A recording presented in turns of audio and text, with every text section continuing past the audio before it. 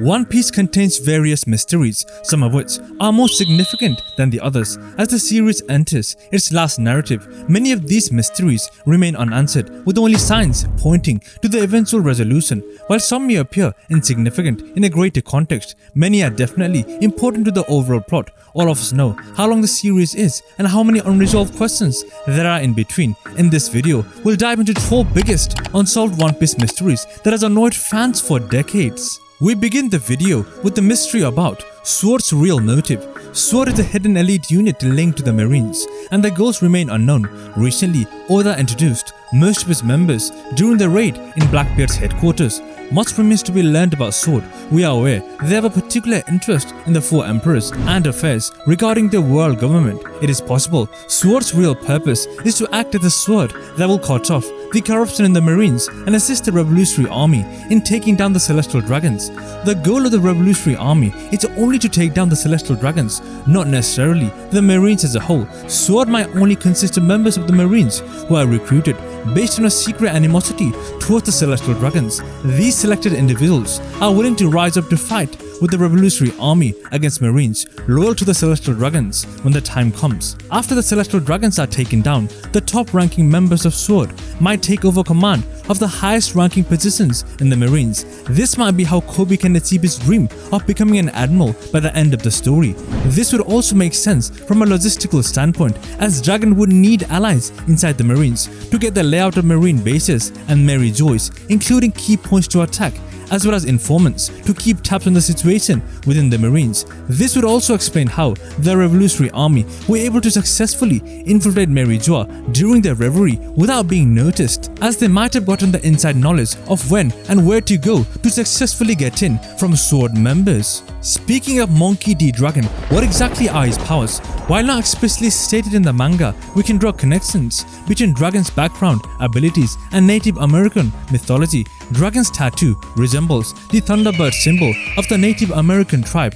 More specifically, the Piasa bird, a creature from Native American mythology, shares similarities with the Thunderbird. The Thunderbird totem associated with Dragon's ship adds another layer of symbolic connection. The Piasa bird, depicted in murals above the Mississippi River, holds cultural significance and is linked to the Cahokia tribe. This culture has motifs featuring falcons, Thunderbirds, and other symbolic creatures, aligning with Dragon's tattoo and the Thunderbird concept. There are several instances in the series where Dragon displays weather-controlling abilities, most notably in Loguetown. During the course of saving Luffy from Smoker and his execution, he demonstrated the ability to manipulate winds and create lightning-fueled thunderstorms, attributes which align with his legendary Thunderbird. The Thunderbird, as a supernatural being, is believed to create thunder and lightning through its wings and eyes, paralleling Dragon's observed powers. Maybe similar to his son Luffy, Dragon has also eaten a god-type Mythical Joban. Maybe Mythical Joban, Wind God Doublefruit model, Piasa the Thunderbird. Now that we have talked about Luffy's dad, who exactly is his mother, and is she still alive? Whilst the Crocomom theory has been running wild for centuries, there is one other extremely convincing theory, in my opinion, better than the Crocomom theory, which might give us an actual clue to Luffy's mother. So hear me out. My theory is that Luffy's mom is a Celestial Dragon, a thing that, through some weird fate, during his time in the Marines, Dragon encountered a hot female Celestial Dragon and fell in love with her, who in return also fell for him. They had a forbidden child, and the Celestial Dragon dad, who came to know of this tragedy, killed Luffy's mother for sleeping with a commoner, and worse, a member of the D tribe. Once this news spread like wildfire, Dragon barely escapes with Luffy. This incident, followed with the Ohara tragedy, forces him to form the Revolutionary Army to combat the Celestial Dragons. A child is a parent's biggest weakness, due to which Dragon gave his dad Garp the responsibility to take care of Luffy. Inside the world government, a select few Celestial Dragons learned of the betrayal and came to know the cursed newborn baby was entrusted to Garp. However, Dragon threatened and ordered them to keep Luffy a secret and never reveal what blood flows through his veins. This could also lead back to why Garp had Luffy growing up in East Blue, a place where no one really cared about. On the topic of another person other than his own family who saved Luffy's life, we meet Shanks. All of us want to know how powerful Shanks really is and what is his final role in the story. Shanks is undeniably one of the most beloved characters in One Piece, as proven by his consistent high rankings in popularity polls. However, he remains an enigmatic figure. Despite his notorious reputation, he rarely appears, leaving fans to speculate about his abilities. Aside from his insanely powerful Conqueror's Haki, some fans believe Shanks doesn't possess a devil fruit due to his swimming ability, but details are scarce. Clues to Shanks' extraordinary strength can be inferred from his position as one of the 4 emperors of the New World, his association with the legendary 𝙲𝚘𝚙𝚎 and his overall status. Yet, there has been a minimal showcase of Shanks' combat skills, which is surprising given that the series has depicted Goldie Roger's fighting style, but not Shanks'. Could Shanks actually be more powerful than Roger? Not only has he kept his power a secret, Shanks is clearly a man with some hidden motivations. Though not necessarily bad, it is evident that he, in fact, knew about the Gomu Gomu no Mi, being the 𝙲𝚘𝚙𝚎 no Mi, Moral Nika, which is why he risked his life to steal it in the first place. It is also quite likely that he was on the quest to search for Roger's successor, Ace, which could have been who he was saving the fruit for. In a twist of fate, Luffy ended up eating the fruit and so Shanks entrusted his hat to him. As of present time, the two stand on the same level, and Luffy has fulfilled his promise to the red-haired pirate. Yet, instead of meeting Luffy, Shanks has decided to go for the One Piece. This clearly indicates that Shanks' role in the final arc is going to be somewhat in opposition to Luffy. This isn't all that surprising given the fact that Luffy has also exclaimed to take Shanks down previously. Staying on the topic of Shanks' motivation of stealing the Nika fruit, who was the first Joy Boy and what exactly is his role in One Piece?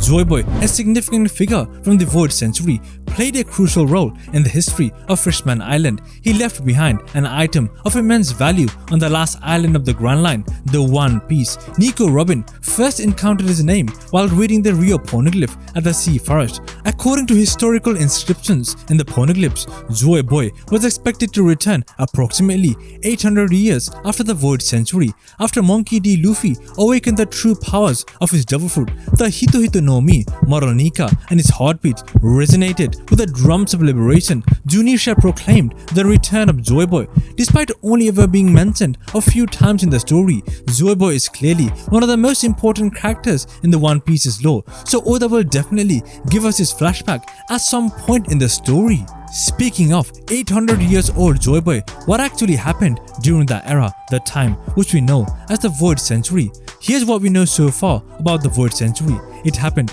800 years ago. The biggest thing that happens during this time is Imu, with a mysterious power, destroys the technologically powerful ancient kingdom.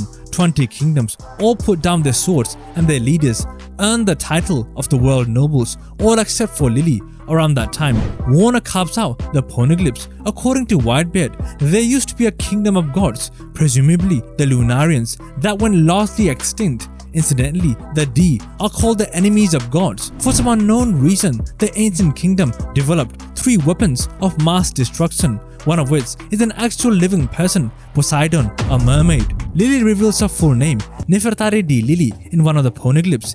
Imo is angry at it and presumably did not know until Cobra confirmed. At the same time, he wonders if Lily releasing the poneglyphs was a mistake or a part of her plan. Joy Boy is hanging out around that time, presumably as a symbol of freedom for slaves, was said to fulfill a promise to Fishman Island, but failed, probably left a final message in a poneglyph on Laugh Tale. Zunisha is also around, bros with Joy Boy, gets sentenced for an unspecific crime, is left to roam the world without the ability to defend himself, without being ordered to do so. Importantly, Momonosuke, the shogun of Wano, has the ability to do so. On the topic of slaves, it is a tradition for the Celestial Dragons to hold an annual slave hunting festival, and the most recent one was in God Valley, where the most slaves were kept. This exact place is where Rox D. Zebek launched his assault on the Celestial Dragons. Garp and Roger team up to defeat him, despite neither being fans of slavery nor the world nobles. Now that both you and I have some in-depth knowledge on Void Century, I'm confident you are itching to know these 5 insanely important mysteries, which in a way are all interconnected to one another. What is the will of D? How are devil fruits actually created? Why and how can only Blackbeard eat multiple devil fruits? Who is Imo? What is and where is Laugh Tale? And finally, what exactly is the One Piece treasure? So without any further delay, let's dive in deep into all these mysteries in chronological order. Starting with the will of D, the middle initial D is known to be associated with individuals possessing strong willpower who often smile in the face of death, with the celestial dragons as their adversaries. What makes this intriguing is the mystery surrounding why many individuals seem to use this middle initial. Characters like Doffy, Law, Guria, and Robin have referred to it with a sense of admiration. Doffy even suggests the possibility of a group associated with this initial emerging in the future, adding depth to his comments about the throne conflicts that captivated us viewers. Moving on to another D, the creation of Doublefoot, Vegapunk, whose expertise lies in the science of the Great Kingdom, has put forth a theory about Doublefoot. Although still vague and mysterious, this theory suggests that these fruits may hold the inherited will of individuals from ancient times. The nature of this will remains unclear, but in the case of Zoan fruits, it appears more pronounced, with the ability to absorb and control the user's personality, as explained by Vegapunk. These insights, hinted at by One Piece many years ago, likely tie into the idea that devil fruits modify the DNA of the users, as discovered by Vegapunk. It is plausible devil fruits contain the DNA of individuals from the Great Kingdom, which is passed on to new users along with the memories and spirit. According to Vegapunk, devil fruits were introduced to the world with hope, indicating a desire for future human evolution. This also implies that the devil fruits themselves embodied this hope in the form of the renowned inherited will. Dr. Vegapunk's words make direct reference to someone else before them, which is the first actual confirmation that the unique nature of devil fruits has to be traced back to some still mysterious individuals from the past. On the topic of devil fruits, Blackbeard remains one of the series' major mysteries, particularly his ability to consume multiple devil fruits. CP9 led us to believe that each individual could only possess one fruit, suggesting that if this rule were to be broken, everyone would have multiple fruits. Yet, Blackbeard defied this rule, leaving us puzzled about how he achieved it. Various theories suggest he may have consumed a Cerberus Zoan, used the Yami no Mi to absorb a soul, or manipulate the fruit, or he is the subject of a German experiment. This well-known puzzle is frequently discussed, but the actual answer to this day remains elusive. On top of achieving the ability to eat multiple devil fruits, Blackbeard wants to be the king of the world, and to do this, he has to steal Imu's throne. But before he can do this, both he and us need to know who Imu truly is. Since his or her initial appearance, Imu has always been depicted in a dark silhouette, making it challenging to discern his true appearance. Imu's perpetually silhouetted appearance might be tied to his unique power. Imu might possess a devil fruit which allows him to gain control over nothingness or chaos, essentially making Imu a deity in the One Piece world. If a character were to embody Void itself, it wouldn't be surprising for Imu to manifest as an embodiment of this concept. This could be the reason why Oda's kept Imu's face hidden and consistently depicted them in a silhouette.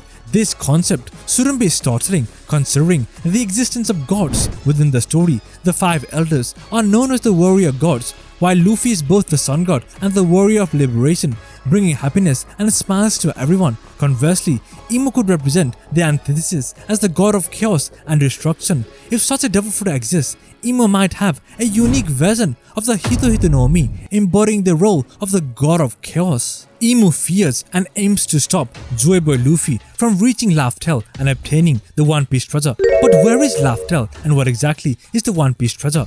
Pirate crews dedicate their lives to locating the One Piece, which is said to be hidden on the elusive island of Laugh-Tale. When Roger and his crew finally reached this mysterious place, they burst into laughter.